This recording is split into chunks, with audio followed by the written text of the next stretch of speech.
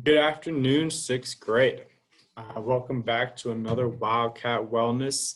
I'm Mr. McCaffrey, your grade level counselor, and hopefully from last week. And if you did miss last week's lesson and you have questions throughout this, you can either type them in the chat to your teacher, or potentially you're going to have a little bit of time after this. You might be able to ask your teacher a question.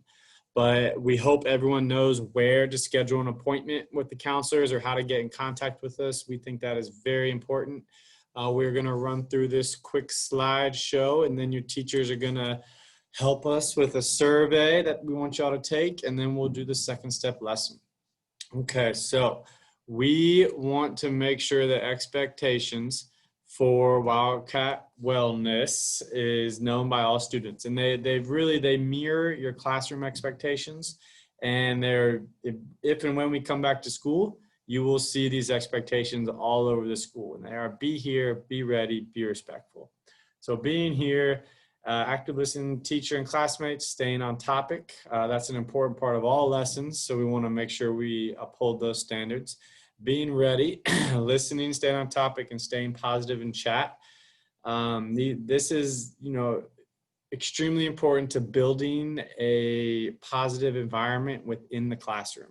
And obviously we want a positive environment outside the classroom as well, but there's a lot more things we can't control when it comes to, in the community or in the city or even on a larger scale in the United States. There's a lot we can't control. So we're going to focus on what we can control, and that is staying positive in our chat with our classmates, the classmates that will be with us all through middle school and all through high school. So we want to make sure that we also be respectful, all right? Respecting others' opinions and following teacher directions. Respecting others' opinions, it means if someone says something that you don't agree with, or you think is wrong, is not instantaneously jumping and reacting. Is maybe take a second to think about it, to maybe process it, and then ask further questions. But we just want to create a more positive, open environment where we can respectfully ask questions about things we don't understand, not react and tell them they're wrong. It just creates a more engaging environment where we can actually talk to each other. I don't think that'll happen. From what I've been hearing from your teachers, y'all have been amazing this past week. The teachers had a lot going on. We're trying to figure out technology. They have been beyond amazing, and I think it only gets smoother from here. So congratulations on the first week. We will continue on. This will be seen on Tuesday afternoon, so you'll be moving into your second week. But another important topic we as counselors wanted to address is counselor confidentiality. So now that all students should know how to sign up for an appointment, to schedule the appointment on the counselor's blog, we want to make sure we discuss counselor confidentiality. So that's when you share, when we're in a small group, or particularly you schedule an appointment, it's a one-on-one setting, what you share with us, with counselors, it's kept private. We will not tell anyone without your permission. Now, there's going to be situations come up where you tell us about things going on maybe at home or with friends or maybe with yourself, and we might think it's important for teachers to know, because your teachers are here to support you just as much as we are. We might ask you, is it okay if I share it with teachers? And then that's up to you. If you want to say, no, I'd rather keep it private, or that's okay, you can share, and we'll go from there. Now, there are some situations where we have to get other people involved. And that doesn't mean telling people. That means getting people directly involved who can help support and make you stronger. So we're required by law to break the confidentiality for two reasons. And sometimes that means we might have to let your parents know. It just depends on the situation. So those two reasons are if you're harming yourself or others, or that there's been abuse in another area. And if you share that with us, we want to get the appropriate, professional, the appropriate amount of support for you, because you are in sixth grade, you are a student, and we as adults need to make sure that we have that support available for you so that you can continue growing and, and getting stronger in your journey of life.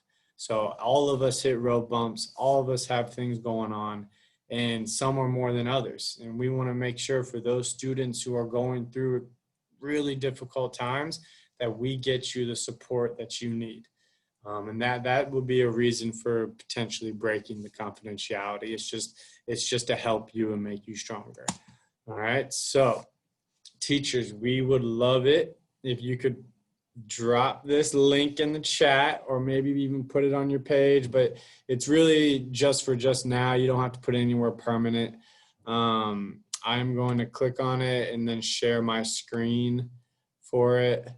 But this is a student needs assessment. All right, students. So this is for y'all, and we want to hear some feedback. We want to know what's going on. What are you thinking? What do you know already? So teachers, if you can copy that, you might be able to paste it in the chat, and then students can click into it. To be honest, you might know the best way to share with students. This is in the PowerPoint, and we're going to email it to you as well. But we want students to have 5, maybe even 10 minutes, to be honest, to take the survey. We want everyone to be done with it before we move on to second step. So teachers, go ahead and share that link.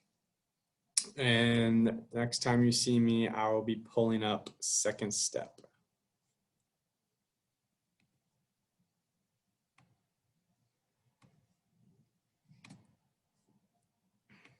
All right. So teachers, I am struggling with getting the audio to come through the speakers so that when you play it, students can hear the audio. So we're going to have to figure this out. Okay. So remember, we're in this together. Okay. So second step, it's a welcome to starting middle school lesson. So we would love for students to kind of have some feedback here, discuss with each other. What's one thing that makes you nervous about starting middle school? All right. Teacher, you can pause. Now, I haven't figured the audio out, so I'm not going to play the video just because it's just me sitting here watching the video. So we need you to pull it up on your login and play the video for the students. I have watched them, so I do know what they're about. But after you watch the video, try to kind of space my words out. How do you think the students in the video overcame the things they were nervous about?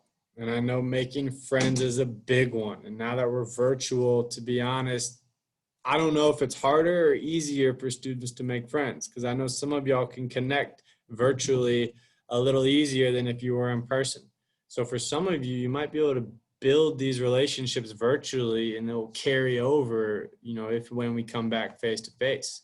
Others probably thrive on that interaction in person, and they're struggling virtually. So I understand there's a lot going on, a lot of different thoughts. I know somewhere in every student's head, they might be thinking, how do I unlock a locker? That's a big one we usually come up with. So, think about that one as well.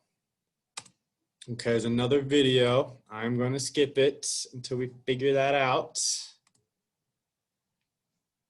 All right, so hopefully some of you students talked about some of the ways you could overcome some of those things you're nervous about, but we're going to do a little writing exercise. So please, if you have a separate second step area, a binder or a folder, please kind of keep it, up to date as you do these lessons. You can kind of, keep it to the side, but let's go ahead and jot down the things that make you nervous when you start middle school. Usually get easier over time.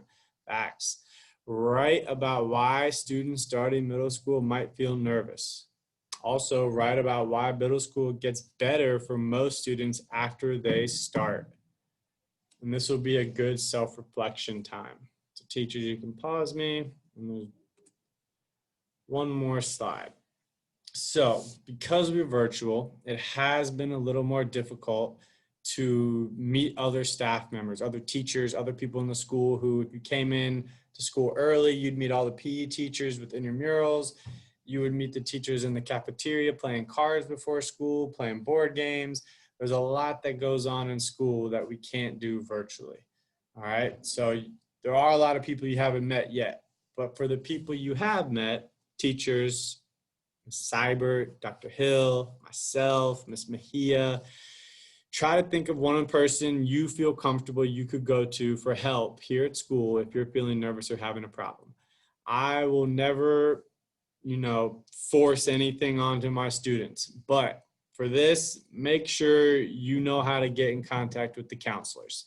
That's why we're here. If you're feeling nervous or having a problem, that's our role in the school. So make sure, whether through the Griffin main page or if you click on my picture as a co-teacher, I have my email address, my Google Voice, and our counselor blog.